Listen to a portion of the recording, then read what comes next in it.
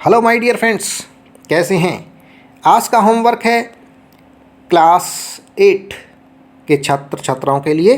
विषय हिंदी में है और अध्याय जो चल रहा है हमारा नाम है क्या निराश हुआ जाए। टॉपिक चौथा भाग है और चौथा भाग है भाषा की बात। तो सही विकल्प कोष्टक में भरना है। पहले प्रश्न में पहला प्रश्न है, जिस समस्त पद में दोनों संज्ञा पद प्रधान होते हैं, दोनों संज्ञा पद प्रधान होते हैं समस्त पद में, क्या कहलाता है वो। तो देखिए यहाँ 4 टाइप दे रखी हैं, बहुव्रीहि, द्वंद्व समास, द्विगु समास, अव्ययी भाव समास। तो इनमें से सही ऑप्शन है ख, द्वंद्व समास। अब प्रश्न संख्या दूसरा, समास का तात्पर्य। समास का तात्पर्य देखिए, जब दो या दो से अधिक शब्दों के विभक्ति चिन्ह को हटाकर उनके मेल या संयोग से एक नए शब्द का निर्माण होता है, तो ये समास नहीं कहलाता है।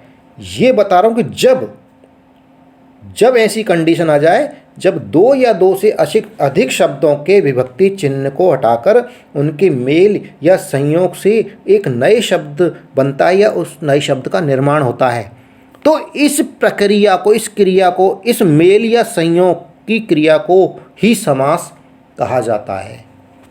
समझ में आ गया। अगला प्रश्न तीसरा, दिए गए वाक्यांश का सामासिक पद बनाइए। तो वाक्यांश दे रखे हैं। पहला है रसोई का घर कै, तो इसका सामासिक पद बन जाएगा रसोई घर।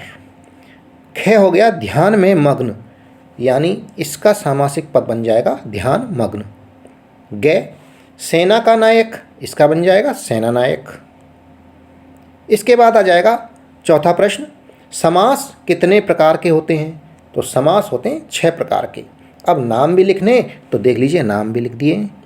पहला हो गया बहुव्रीहि समास, दूसरा हो गया द्वंद्व समास, तीसरा हो गया द्विगु समास, चौथा हो गया अव्ययी भाव समास, पांचवा हो गया कर्मधारय समास और छठा और अंतिम हो गया तत्पुरुष समास। अगला प्रश्न, निम्न शब्दों का समास विग्रह करके लिखिए।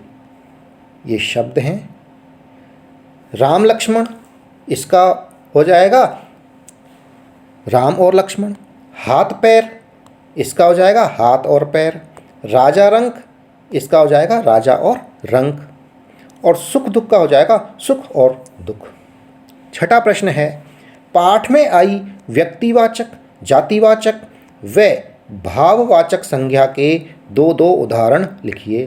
तो देखिए व्यक्तिवाचक संज्ञा के उदाहरण हैं, पाठ में जो आपका पाठ है उसके अनुसार व्यक्तिवाचक संज्ञा हो गई मदन मोहन मालवीय, भारतवर्ष। और भी जो नाम हैं, व्यक्तिगत जो नाम हैं, वो सारे क्या हो जाएंगे व्यक्तिवाचक संज्ञा। अब कोई व्यक्ति, वो क्या उसका पद है, क्या है वो, ये जाति हो जाएगी उसकी। तो यहाँ पर मैंने जो लिख दिए जातिवाचक संज्ञा के 2 उदाहरण लिख दिए। एक तो हो गया ड्राइवर और दूसरा हो गया रेलवे स्टेशन।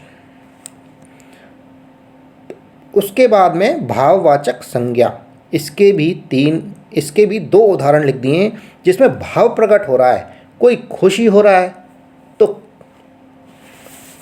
खुश जो होना है वो भाववाचक संज्ञा हो गई। क्रोध आ रहा है तो क्रोध एक भाववाचक संज्ञा हो गई। मनुष्यता, उसमें राक्षसता है या मनुष्यता है, ये भाववाचक संज्ञाएं हैं। ये दोनों उदाहरण भाववाचक संज्ञा के हैं। और इसी के साथ में ये होमवर्क कक्षा 8 का हिंदी विषय का समाप्त हुआ। जो चैनल पर नए हैं वो चैनल को सब्सक्राइब कर लें, क्योंकि वार्षिक परीक्षाएं आने वाली हैं और इनके लिए इम्पोर्टेंट प्रश्न और वार्षिक परीक्षाओं के papers, model papers, sample papers और भी बहुत सारी सामग्री, ढेरों सामग्री आपके लिए लेके आने वाला हूँ। तो दोस्तों वीडियो पसंद आ रहा है तो वीडियो को लाइक ज़रूर करते हैं। धन्यवाद, थैंक यू।